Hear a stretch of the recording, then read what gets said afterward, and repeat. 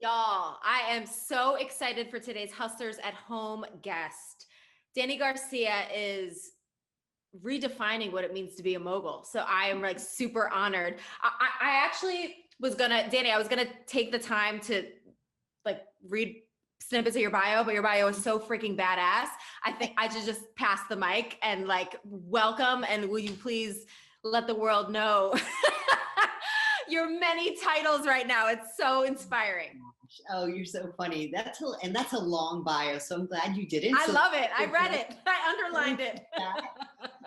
Okay, but I will tell the world. I'll tell the world who I am today, the title. So I am Dany Garcia, chairwoman of the Garcia Companies, co-owner and founder of Seven Bucks Productions, owner of the XFL, co-owner of Terramana, co-owner of actually a number of different projects. So I will just say a entrepreneur from birth and a professional bodybuilder and a mom. Oh my God. So, it's funny because we talk now, there's a lot of buzz now about millennials being multi-hyphenate, but Right. I would say that really like the mogul mindset and the entrepreneur life that you've crafted for yourself paved the way to even understand that we could be multi-hyphenate in all those ways. So thank you. Oh, I love hearing that, because you know what, I think that makes for a better life, right? When you get to express in so many different ways. We have to jump off about talking about fitness and bodybuilding. And Yeah. so I actually started following you on Instagram for the bodybuilding stuff. And then I backed into knowing all the amazing stuff that you, that you do business wise.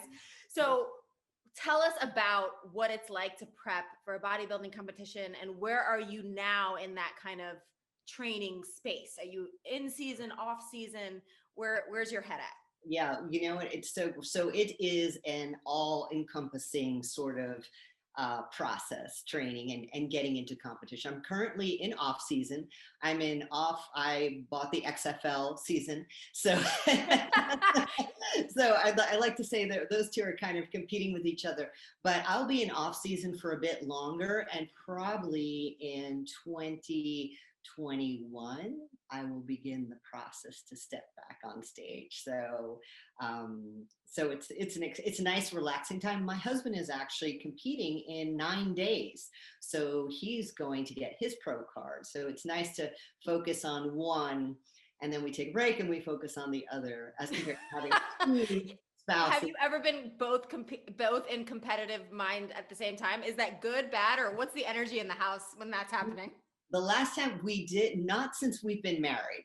Once we were married, we went one and then the other. When we were dating, then we actually competed a couple times together, but we were in separate places. He lived in his condo, I was with Simone in my condo, and then it was a little bit, because that's intense when you have two bodybuilders in the same house prepping at the same time.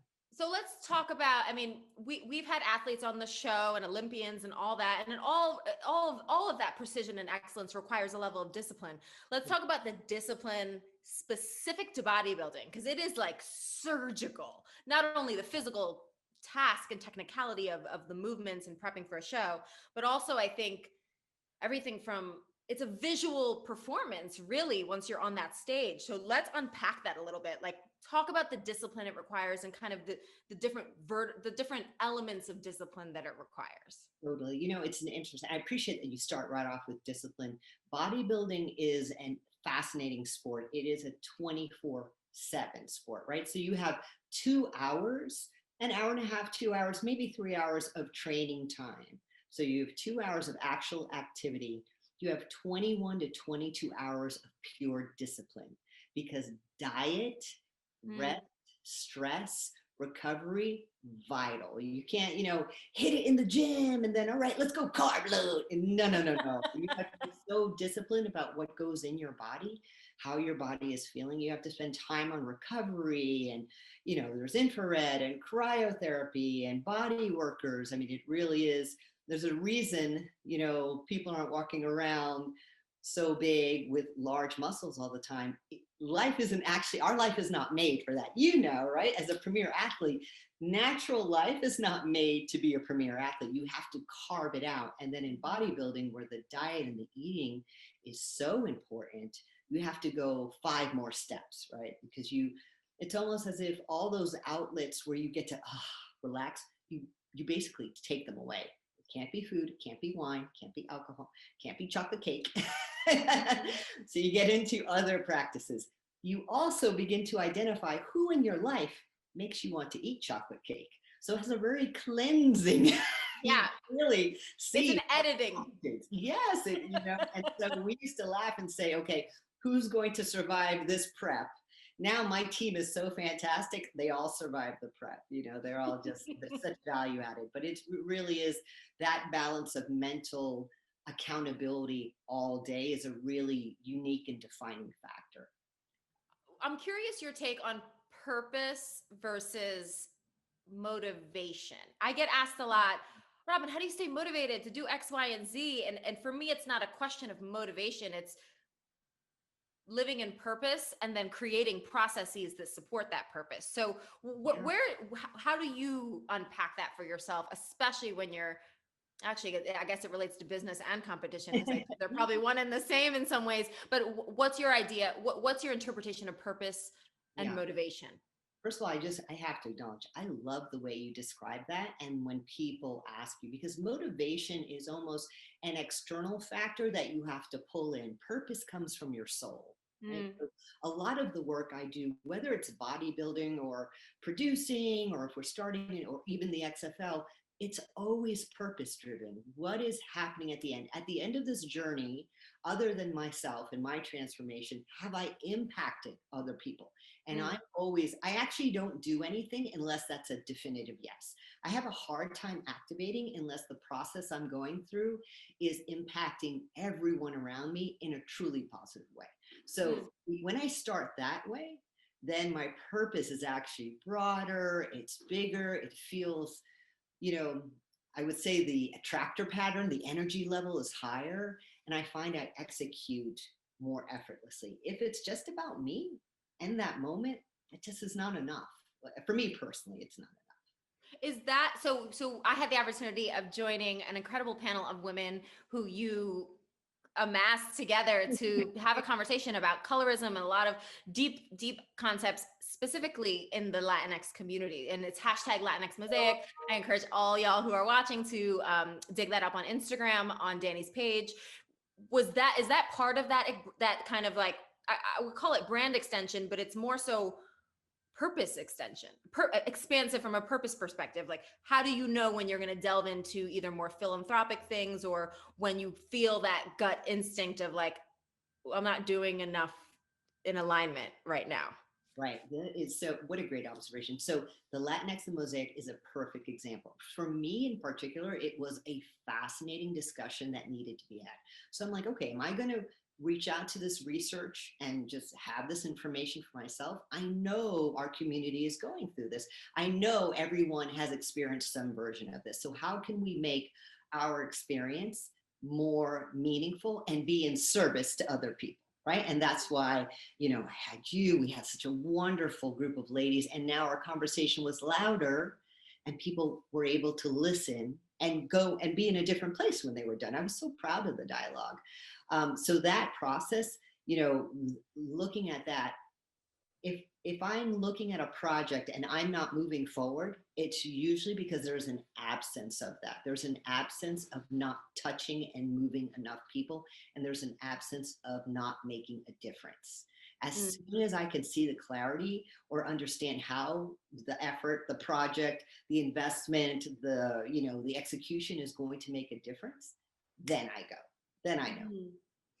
Can you link for me? I'm assuming they're linked, so that's a presumption on my part. But how can you link for me how you approach being a business person or a business and an athlete? Because they have to be interlinked. Oh, absolutely. Right. So one of, as you know, as an athlete, one of the greatest schools we go to is the School of Athleticism and becoming an athlete, right? Because we learn discipline. We are comfortable with pain. We become very comfortable with the idea of improvement, right? There's no ego. When you're an athlete, you can have ego, but you still have to get better because you want to have more improvement. That means you're always asking, you're searching, you're seeking, you become coachable. So all those elements, when you while athleticism and being an athlete, whether it's a varsity athlete or now as a professional athlete, have heights of accolades, right? It's a more of a premium position. It takes incredible humility and humbleness to get there, right? So if you translate that skill set to business, all of a sudden you have the humility to learn, the humbleness to work hard, right? You don't ride your last victory. You know the work ethic is what's going to get you to the end, and then the success becomes symptomatic.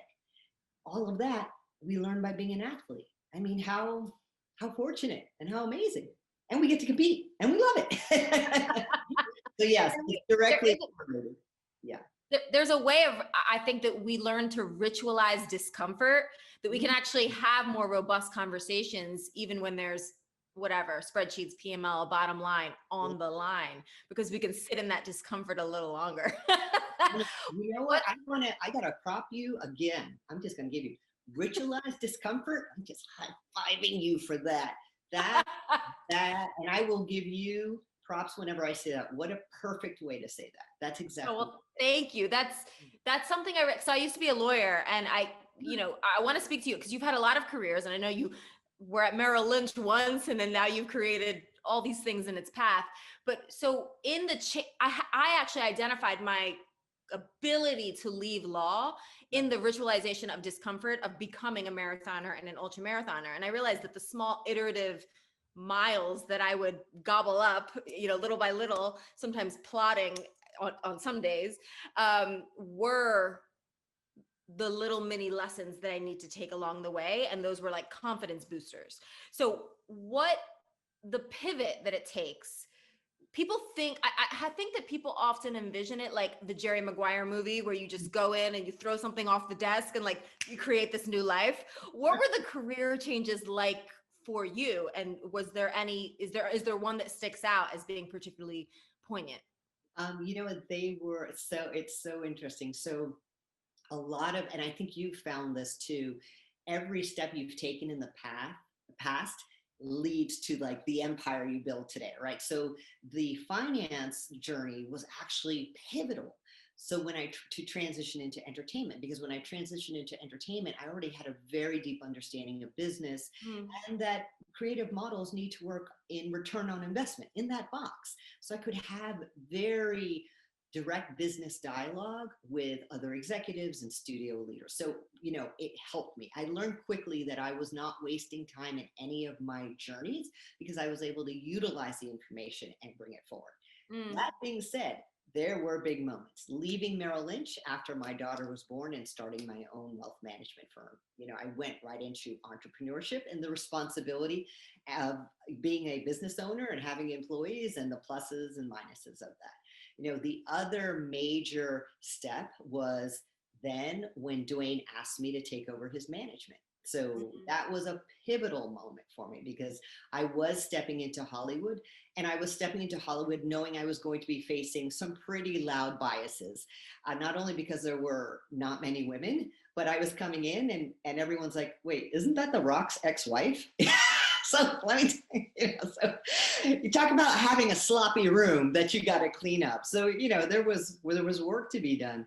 Of course, it was fantastic. And obviously, I think I did pretty well. So I'm not. And deciding to be a bodybuilder, that decision, when my husband said to me, hey, there's a new division in women's bodybuilding called physique. Do you want to do it? And I was like, yes, I do. I had wanted to be a bodybuilder since I was 15 years old and I'd seen that first image. And that, but it was never in my life. I was doing other things, I was working, etc. So that clearly, and by that time I was also heavily managing Dwayne and had started my management company. And so that decision to say, in the middle of all this, I'm going to execute under dream my path since I was a young teenage girl. Was pretty major. I mean, it really defined me. It made me realize that, first of all, it was disruptive from outside perception looking in, but internally, it made me realize how much more capacity I had and how much more the ability I had to be innovative in process so I could do all the things I wanted to do. Not do it all, do everything that I want, to do my all.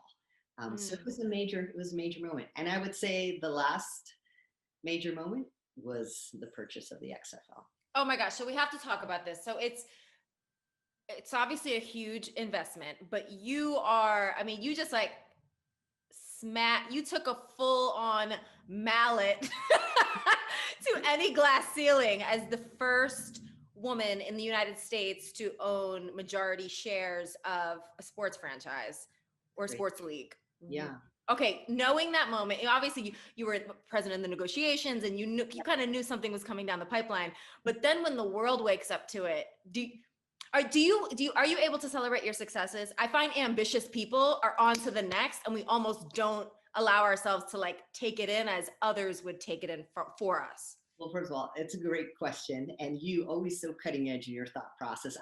That's a really big part of my process as of last year, where I record everything. Oh, and I have my assistants write it down because I have so many meetings. We call it a record and review, and we weekly record and review all the activity I've done, so that at the end of the week I can review, not only to understand where am I at now, but also to take a moment and realize, wow, look at these decisions. So when the XFL, when I had been tracking the XFL for a while, actually when Vince McMahon had restarted the league, I was super excited. And I knew he owned, it was, single ownership on all the teams. My hope was that in a year or two, he might be looking for franchise opportunities and I could buy the New York Guardians. That was my plan. Because and I loved the product and I loved the athletes who were in the opportunity they were given.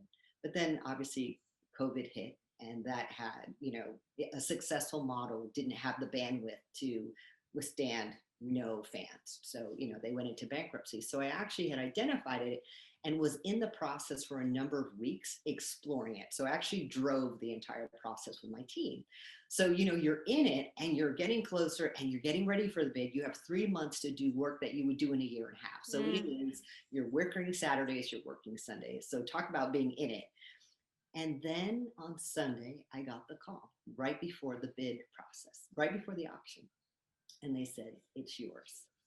And I was like, it was such a moment. And I think you may or may not know, I was jumping up and down so dramatically, telling my husband, I got it. I got the XFL. I tore my calf muscle. Oh my God, yes. All right. I literally got the call, jumping up and down. And then I'm on the floor. I'm holding the phone up. But I got it, and holding my, oh my gosh. So I paid karma up front is what we like to say. But then afterwards, so getting it was such a massive accomplishment. Afterwards, it begins to settle. And I start to think, I was like, wait, am I one of the first women owners? And then, my team was doing some research and Billie Jean King had actually still owns the league, a men and women's professional league. So it's a little bit smaller in scale. And so I was like, oh, okay. And then they were, all of a sudden, it began to percolate. No, you were the first woman who was owned a major sports league. And I was stunned. I was, it was a surreal process. I was so grateful. I was thrilled because I was so passionate about the XFL. The XFL was what I call a soul decision. Like it was my soul. When Vince first came out, I was like, oh, okay, well, I'm going to get there. I can be a part of this. And then when it went into bankruptcy, I was like, no, I can do this. And then to actually achieve it and then to make history, so you walk around, you can't spend too much time on it, but you should never put it down because it reminds me that what I do from here is just as important as the moment. It's not just about me and it's not about, wow, I'm the first, woman to own a major sports league. It's like, now what am I going to do with it so it can represent something to women and young girls, heck, anyone out there, it can be of importance. So I would say it's a huge deal to me. It's a huge, it's a historic moment, but it's very clear, just like you mentioned, leading with purpose, leading with the outcome in mind. You didn't enter the negotiations. It wasn't sparked with, maybe I can be the first, the only, the best, because those are ego driven, whereas you're outcome driven. And, you know, if you get an ego boost later, that's good too, but Celebrate, have a little party, and then get back to work. yeah, exactly. So what can I know, so is 2022 when the world might see this new version of the XFL? Spring of 2022 is when we launch, when we have our first live games. And you obviously had an idea of the imprint that you wanted to lead, and you were so sparked by wanting to get involved. Now that you're in it, what waves are you trying to make? I mean, you know, if a young girl's in a decade, when a young girl is 10 years old saying, yeah, this is when it was sparked for me, what legacy do you want to leave with this? For the XFL in particular? Yes. So, you know what, I think the XFL is a perfect example, right? Let's say football, whether it's the NFL, the CFL, those are institutional representations of the sport, right? It makes you think, how can I make an impact? How can I change something that's over 100 years old? And then I have an opportunity with the XFL, myself and my partners. And that's going to be a league of culture that represents today. So basically, in a matter of weeks, we can take a property that's been defined in a certain way by certain people that maybe doesn't have the best relationship with us athletes, or maybe all of the fans. It's very specific. And in a moment, well, I guess in 12 months or so, we'll have the ability to redefine that and make it relevant to today. So if anything, I think I would love individuals to know that an opportunity to change something that is so big and institutional can happen in a moment. You know, because you wouldn't think, oh, no, you can't go in that space. You can't do those things. But the truth is, there's a storytelling, and there are consumers and there are fans. And the idea of football and the way we experience football is not owned by one person. It can be interpreted by so many people. And what happens when that interpretation is not only by someone as talented as my partner, Dwayne Johnson, but as a woman? And what is the storytelling I bring? And now, because women love sports, but we love sports usually told by men through a men's lens. What happens when that lens expands to include a woman? So now, what does that sport mean, and what does it mean to the entire family? So, you know, I think things that seem insurmountable, sometimes you just need to put the process down that exists with that insurmountable goal and look at it through your own lens and in your own way. And I think, you know, that could be a part of I would like that to be a part of my legacy, that the confidence to have a fresh approach and to double down on your perspective and the job that we do. Trust your leverage. I mean, you seem to continue. I always, when I left law, I told my mother, I said, I'm going to write the story where the queen saves herself. And it sounds like you are continuously writing the story where the queen or king or non-binary royalty saves themselves. You know, in collaboration, it sounds like you want to inject a heartbeat into everything that you do, which I think makes it more palatable as a consumer. So it's like a win-win. So I have to dig into two things before I let you go. What is your relationship with fear? Do you believe in fearlessness, or do you feel like you use it, or is it a combination of both, or something else altogether? That's such a great, Robin, you asked the best question. Great conversation. I'm so happy we're having this dialogue. Me too. So, you know what, I have a very great, I would say, a very close relationship with fear, a very loving relationship with fear. Quite a while, I would say not for a long time, but I would say probably in the last 5 to 6 years, one of the things I began to realize is that I can be absolutely fear-stricken and still kick ass.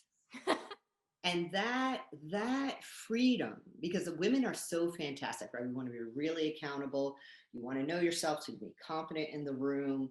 But when you're growing by leaps and bounds, and a lot of my movement has massive escalation, right? I'm not going to have time to be like, red, fully centered. There's so many new elements going. I have to be like, okay, I might be scared right now. Doesn't matter. I can still crush it. I can still do this. Fear doesn't have to define me, but it can travel with me. So I tried to take my emotional reaction out of fear, take it away, right? It still might be there. I work hard to be prepared, and I'm Yes. super accountable. So I don't have a lot of fearful moments anymore, which is great. I've done a lot of pre-work, but when it does arrive, because I do so many new things, I treat it as information, right? I say, first of all, you know that it doesn't mean any, if you can be afraid and still execute. Give myself permission. Once I move the emotion out of it, I say, is this fear trying to tell me something? Is there something I'm missing? So once I take this emotionality that this is defining me as a moment, I can get past it. I can see if there's any opportunity of information I need, and then I can execute. Mm. Oh my God, that's so reassuring to hear you say that, because I've always said that I invite fear and discomfort and pride, and they sit with me on the couch, and I can't. They're all cousins. Right. Cousins, right? They are family, and you cannot get rid of them because they Yes. come back. And they come as pairs or in trios, right? So I think people are often in search of the praise, but they have to seek out the internal pride, and then maybe the praise will come. But the praise is that external validation that can be taken away in a moment. The internal, like, north compass that we know we're constantly dialing in movement and in business is harder to take away. It's only taken away if we give it away.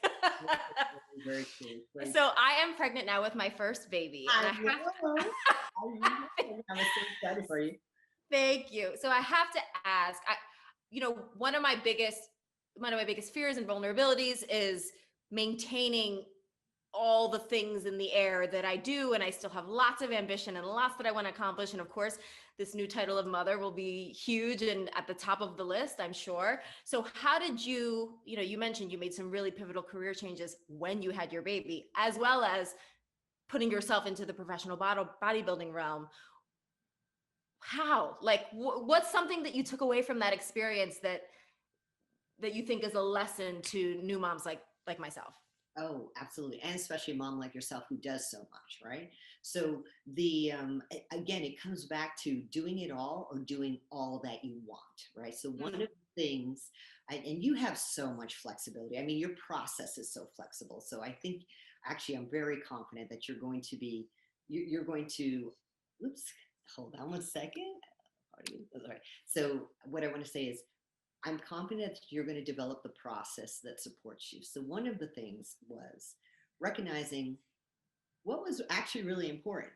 I didn't actually want to do 20 things. There were probably about 5 or 6 things that were sort of soft representations of what really got me excited, what really represented what my soul and my heart wanted. So I had some truthful conversation. Once I did that, and I realized that these are the things I would not drop. I would not drop my family. I would not drop the care and the love and my presence to my daughter. I would not drop my career, and I would not drop, my athleticism. I set some hard lines. I will not drop those things. And once you start to set, this is what I will not drop, you begin to build like, okay, there's not process to support that. Now let me spend time reconstructing or constructing the process that actually supports that. So if I won't leave Simone behind, that means if I'm going to go on production, Simone will come with me. Okay, what sacrifices do I need to make, or what do I need to build, or what's the tutoring, or what's the online tutoring? And now, of course, there's so much online. And then there also comes, where's the value for Simone? Is it valuable for Simone to be, is she going to be better if she's away from me going to school, or is she going to be better with me, having experience with me, but also getting schooling? So really being mindful of those conversations, and also quieting the noise of how it should be done. There are a lot of people around you who are like, no, you should do this, or no, you can't do that, or you can't have this, you can't have that. The other truth is, the best mom is the best you, right? So what makes the best Robin? Are you going to commit hours, but there are other elements in your life that make you the best you, so that person can be with your baby? Or are you just going to commit hours and everything drops? Like, it's a real awareness that your child, your relationship with your significant other, the family you're going to build, needs the best you to have that family. So if you start to look at it instead of, this is what a mom role looks like, and you start to define, what is the best Robin mom role? you begin to see all these answers. It begins to become clearer, and you can see, oh, okay. And you start to put these pieces together. So staying supported, staying active, giving yourself a break too, right? You have the baby, you might want a little break for 3 to 6 months, not putting expectations on yourself until you get there, but having the faith to know, okay, I needed to get here first to get this information. Now that I'm here, I'm going to look at this information and I'm going to remember all the things that I want to do and who I want to be, but in kindness, right?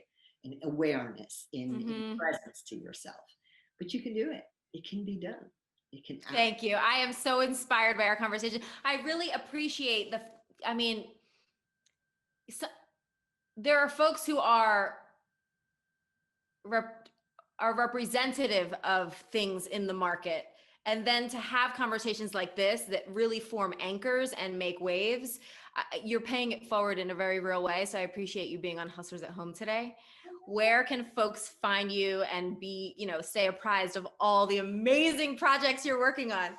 Well, you can follow me on social, DanyGarciaCo.com. Dany Garcia Co on Instagram and Twitter and Facebook. And of course, if they ever want to see what the Garcia Companies is about, you literally can go to the GarciaCompanies.com and see the portfolio.